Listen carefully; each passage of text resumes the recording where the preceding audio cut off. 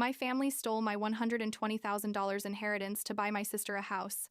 They laughed when I confronted them. But the lawsuit I filed left them bankrupt, and now they're begging for forgiveness. I'm 17 years old. Just finished high school a few months ago.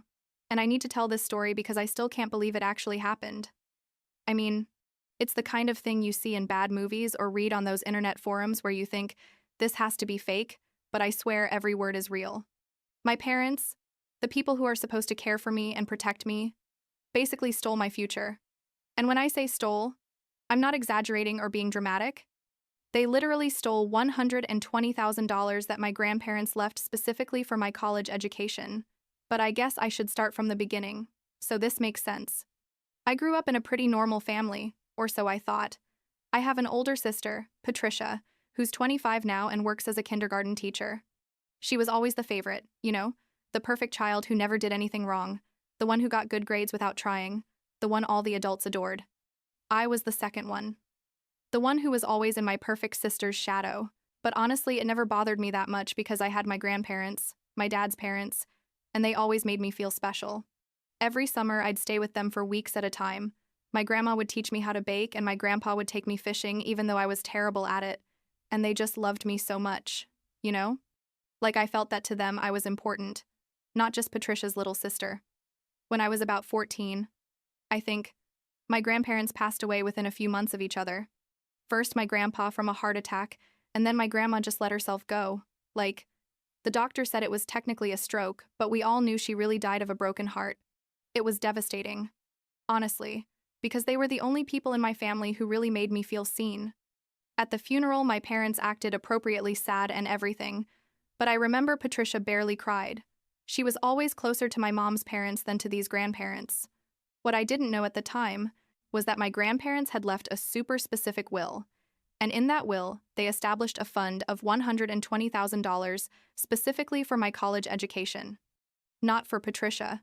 She had already finished college by then, just for me. Apparently, my grandparents knew I was going to need that money and wanted to make sure I had it. My parents never told me anything about this, not a word. For years, I assumed my grandparents hadn't left much money. Maybe some savings that my parents used to pay for the funeral or something like that.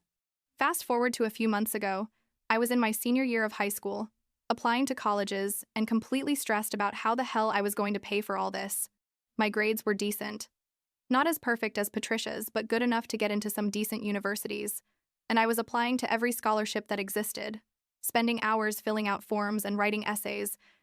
One night, I was in the kitchen with my parents talking about college finances. I know, trying to figure out how much I was going to have to take out in student loans. And out of nowhere, I asked them if my grandparents had left anything for my education because I vaguely remembered my grandma mentioning something about saving for my college years ago. The way my parents looked at each other should have alerted me that something weird was going on, but I was naive and trusting. My dad cleared his throat and said something like, "Oh yeah, your grandparents left a fund, but we already used it." And I was like, "Okay, what did you use it for?" Assuming that maybe they had used it for something important like house repairs or medical expenses or something like that. My mom smiled, that fake smile she puts on when she's trying to act like something is no big deal, and said, "We bought Patricia a house." I sat there processing those words like they were in another language. They bought Patricia a house? With my money? With the money that my grandparents left specifically for my education? And the worst part is they said it so casually, like they had just told me they bought groceries at the supermarket or something equally mundane. They didn't even seem to think they had done anything wrong. I tried to stay calm and ask them, "Wait, you used the money that Grandpa and Grandma left for my college to buy Patricia a house?" And my dad basically shrugged and said something about how Patricia needed it more. That she was building a life with her boyfriend, Jacob, this guy who works at a zoo and who honestly I always liked, and that I could take out student loans like everyone else. My mom added that I'd probably get scholarships anyway because I had good grades, as if that made stealing $120,000 from me okay. I felt like I'd been hit in the stomach with a baseball bat. I couldn't breathe right, and my hands started shaking. I told them that wasn't fair, that the money was mine, that Grandpa and Grandma left it specifically for me, and my dad literally laughed and said, "And what are you going to do about it?"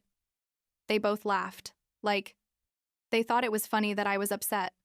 My mom said something like, When you're older, you'll understand. Sometimes you have to make sacrifices for family. Sacrifices. Like I was the one who had to sacrifice my future for my sister, who was already 25 years old and had a stable job. I told them I was going to sue them. I don't know where those words came from, honestly, because I didn't know anything about laws or lawsuits, but I was so furious that I just blurted it out, and they laughed even harder. My dad said, "With what money are you going to pay for a lawyer, Scarlett?" And he was right. I didn't have money. I barely had a part-time job at a coffee shop that paid me like $9 an hour. I went to my room crying so hard I thought I was going to throw up. And that night, I didn't sleep at all. I just lay there, staring at the ceiling, thinking about how unfair everything was. The next day, I packed some things. Not much because I didn't have many options. And I left the house. My best friend and her family let me stay with them. Thank God. Because I literally had nowhere else to go. I told them everything, and my friend's mom was horrified. Like, she couldn't believe parents would do something like that. They let me stay in their guest room without paying rent or anything. They just asked me to help with household chores and to focus on finishing school and figuring out what to do with this whole situation. I spent like a week feeling completely lost and defeated. My parents didn't even call me to see if I was okay or where I was, which hurt more than I want to admit. Patricia sent me a message asking what was up, but I didn't respond because I was too angry with her too, even though technically she didn't know where the money for her house came from, or so she said later. I was about to give up and accept that I would just have to take out a bunch of loans and be in debt for the rest of my life, when I remembered my Uncle Charles. Uncle Charles isn't really my uncle. He's my dad's cousin, but I always called him Uncle because that's what I was taught when I was a kid. He and my dad weren't super close. Like, they saw each other at family gatherings, but that was it. And he lived like 3 hours away. But he was always nice to me when I saw him. And I remembered that at my grandparents' funeral, he had been really sad and had said some nice things about how my grandparents had always loved me, especially. I looked up his name on Facebook, sent him a long message explaining the whole situation, and honestly, I wasn't expecting much, but I needed to try something. He responded like the next day, and basically said that what my parents did was completely illegal.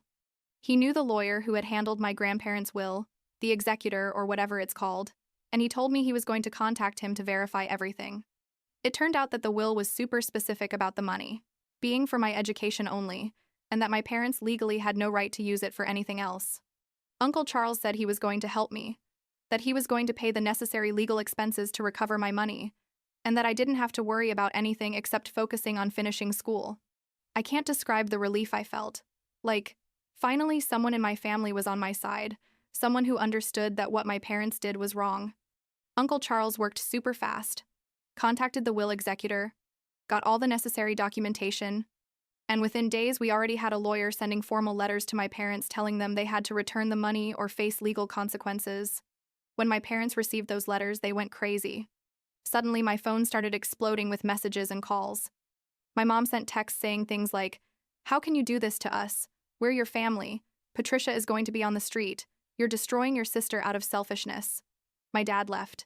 Voicemails yelling about how I was an ungrateful child, that after everything they had done for me, I was betraying them like this. I blocked their numbers because I couldn't handle that toxicity, but it still affected me, you know? As angry as I was, they were my parents, and part of me felt guilty even though I rationally knew I hadn't done anything wrong. Uncle Charles helped me get a small apartment. Well, technically, he signed the lease because I was a minor, but I found a roommate, Madison, who was also 18 and in a similar situation with family problems, and between the two of us we could pay rent. The apartment was small and kind of ugly, honestly, but it was mine. I mean, it was my space where no one could make me feel bad, or steal from me, or lie to me. Uncle Charles also helped me move my things. We went to my parents' house when they weren't there, and I literally packed my whole life in like 2 hours. It was weird being in that house that had been my home for 17 years, knowing I'd probably never go back. The legal process was long and stressful. First, they tried mediation, which is basically when you sit down with the other party and a mediator and try to resolve things without going to court. The first session was horrible.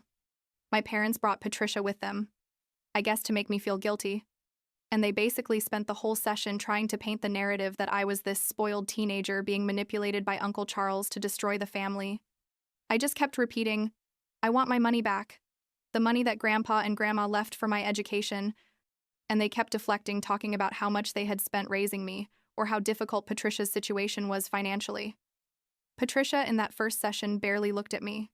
She sat there looking uncomfortable and sad, and part of me felt bad for her because technically she didn't know that the money for her house came from my college fund. My parents had told her it was a combination of their savings and a general inheritance from the grandparents. But still, she was 25 years old. She was an adult.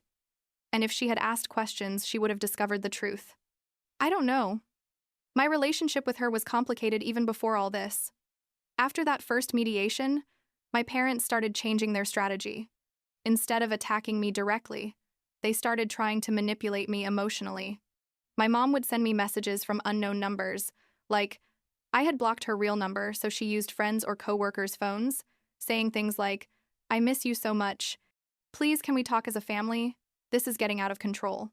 My dad stopped sending me angry messages and started with the guilt trip, talking about how all this was giving him health problems, that the stress was killing him, basically trying to make me feel responsible for his well-being. There was a second mediation like a month later, and then a third, and in each one my parents got more and more desperate. They started offering to return part of the money. Like, first they offered $40,000, then $60,000, trying to negotiate like this was a used car purchase or something. But my lawyer, the one Uncle Charles had hired for me, was super clear that legally the will specified the full $120,000 for my education, so there was no room for negotiation. It was all or nothing. At some point during all this drama, Patricia contacted me directly. She sent me a long message on Instagram, I think, saying she was so sorry, that she really didn't know the money came from my fund, that our parents had told her it was theirs. She said she was willing to sell the house if that helped resolve everything. Honestly, I don't know how much to believe her. Like, on one hand, I want to think my sister isn't a bad person and that she was genuinely deceived too. But on the other hand, she was always the favorite, and always benefited from that without questioning it. I responded with something short, basically saying, I appreciated the apology, but I needed space, and that this was between me and our parents now. The mediations kept going and going. I think we ended up having like 5 or 6 sessions total over several months. Meanwhile, I was trying to keep my grades decent so I could graduate and also applying to universities, which was super stressful because I didn't know if I was going to have the money to go or not.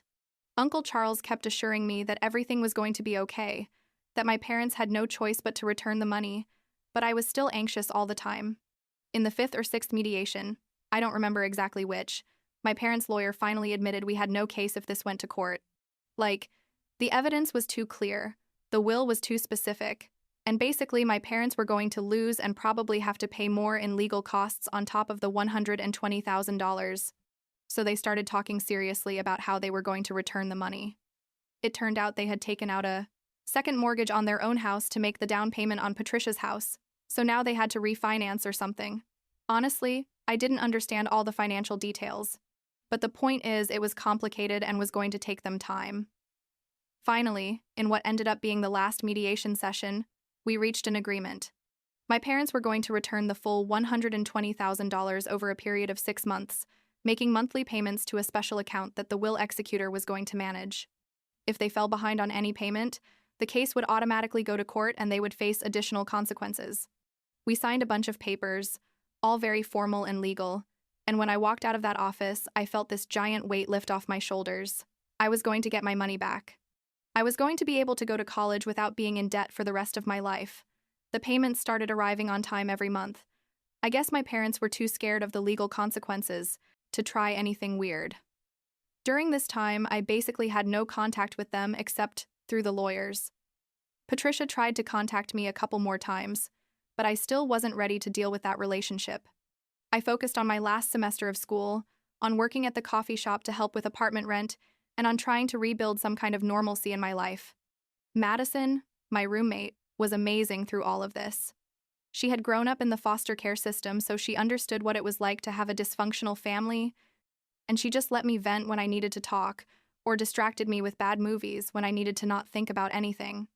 Uncle Charles kept checking in with me regularly, asking how I was, if I needed anything, basically being the parental figure my own parents never really were. In my senior year of high school, I applied to a bunch of universities. I had good grades. Like I said, not perfect, but decent.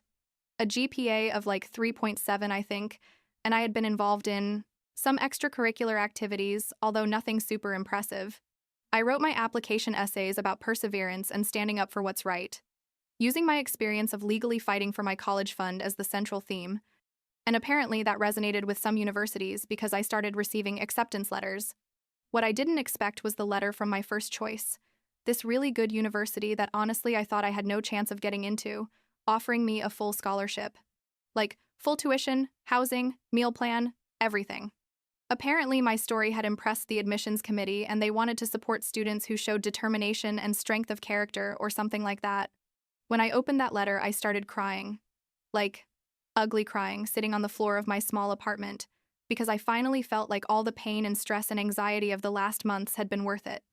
By the time I graduated from high school, my parents had, as CEO, already returned most of the money. The last payment came like a week after my graduation, which they obviously weren't invited to and didn't attend. Uncle Charles came and took me to dinner after the ceremony, and he gave me this super emotional speech about how proud he was of me for standing up for what was right even when it was difficult.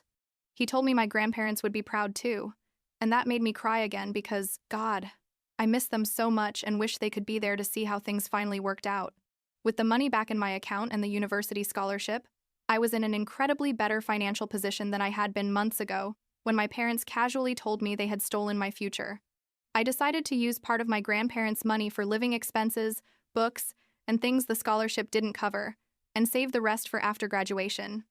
The point was, I finally had the future my grandparents had wanted for me.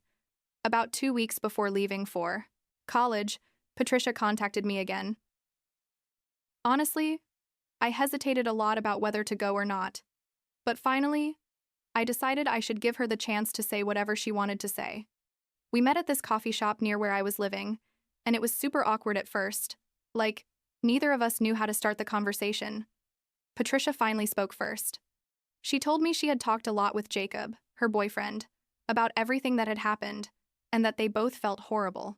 She told me they were selling the house, that they couldn't live there knowing it had been bought with money that was stolen from me, and that they were going to use the money from the sale to pay off the second mortgage our parents had taken out, basically trying to clean up the financial mess all this had caused. I told her I appreciated that, but that honestly, she didn't have to sell her house. That technically my parents had already returned the money to me, so we were fine legally. We talked for like 2 hours. She cried a lot.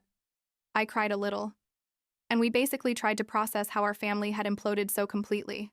Patricia admitted that she had always been aware that our parents favored her, but that she never thought they would go as far as literally stealing from me. She said she felt guilty for not questioning more where the money for her house came from, and that she understood if I never wanted to have a relationship with her again.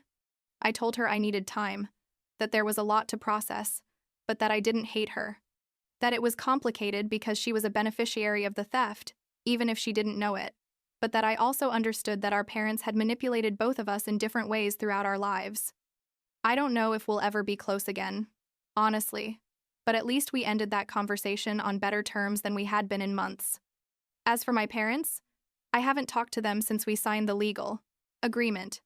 They tried to contact me a few times after I got all the money back, sending messages about how they had done the right thing, returning the money, and that now we could put everything behind us and be family again. As if returning the money they illegally stole was this grand gesture of kindness and not simply what they were legally obligated to do. I didn't respond to them. I have nothing to say to them, honestly. Uncle Charles says that eventually maybe I should consider therapy to process all this, and he's probably right. I have a lot of mixed feelings about everything. Like, on one hand, I'm angry and hurt and betrayed, but on the other hand, there's this part of me that's still the 2-year-old girl who loved her parents and can't understand how we got to this point. I guess that's something I'm going to have to work through over time. Now I'm living on my university campus. I have a new roommate who's super cool. My classes are difficult but interesting. And for the first time in a long time, I feel like I have control over my life and my future. My grandparents' money is in a savings account earning interest, and every time I see that balance, I remember that they loved me enough to make sure I'd be okay even after they were gone. That means more to me than I can express. Sometimes I wonder what my life would have been like if I had never asked about the college fund that night in the kitchen, if I had taken out student loans without knowing there was money that belonged to me. But then I realized I would have found out eventually, and it probably would have been even worse to discover it years later when I was already in debt up to my neck. At least this way, I was able to fight for what was mine when it still mattered, when it could still make a difference in my future. The relationship with Patricia is weird now. We text occasionally, like birthday wishes and stuff like that, but we're not close like sisters are supposedly meant to be. Maybe, someday we will be again. Or maybe not. I'm trying to be okay with both possibilities. She and Jacob ended up selling the house like she said they would, and now they're renting a smaller apartment. I don't know if that was necessary or if she just needed to do it to feel better about herself, but it's not my problem to figure that out. As for my parents, I heard through Uncle Charles that they're having financial problems because of the whole situation. Something about the second mortgage costing them more than they expected or something like that. Part of me feels bad about that, because despite everything, they're my parents and I don't want them to suffer. But the bigger part of me thinks this is a consequence of their own decisions. They chose to steal money that wasn't theirs. They chose to favor my sister over me in practically everything throughout my entire life. They chose to laugh at me when I confronted them, instead of admitting they had done something horrible. These are the consequences of those choices. The craziest thing about all this is that if my parents had simply explained Patricia's financial situation to me and asked if they could use part of the money temporarily with a plan to return it, maybe I would have considered something. Not all the money, obviously, but maybe something. But they didn't even give me that option. They took away my agency, my voice, my future, and thought they could get away with it simply because I was a minor, and they were the adults with power. And that's what hurts the most, I think. Not just the money itself, but the absolute lack of respect they showed toward me as a person. Now I'm 17, almost 18, and honestly, I feel like I've lived more life in the last few months than I lived in the previous 17 years. I learned that sometimes the people who are supposed to love you most are the ones who hurt you the most. I learned that it's okay to stand up for what's yours even when people tell you you're being selfish or dramatic. I learned that family isn't always blood. Sometimes it's your dad's cousin who helps you when no one else does, or the roommate who hugs you when you cry, or the teachers who write recommendation letters supporting you. This university I'm going to now, with its full scholarship and its incredible opportunities, is exactly what my grandparents wanted for me. They made sure I had the resources to do something with my life, to not start my adult career drowning in debt, to have options and freedom, and I almost lost that because of my parents' greed and favoritism. But in the end, I didn't lose it. I fought for it, and I won. I don't know what comes next in terms of family. I don't know if I'll ever be able to forgive my parents, or if I'll ever want to see them again. I don't know if Patricia and I will rebuild our relationship, or if we'll always be basically strangers who share DNA. What I do know is that I'm on a good path now, and that I have the future I deserve. The future my grandparents wanted for me, and that's enough for now.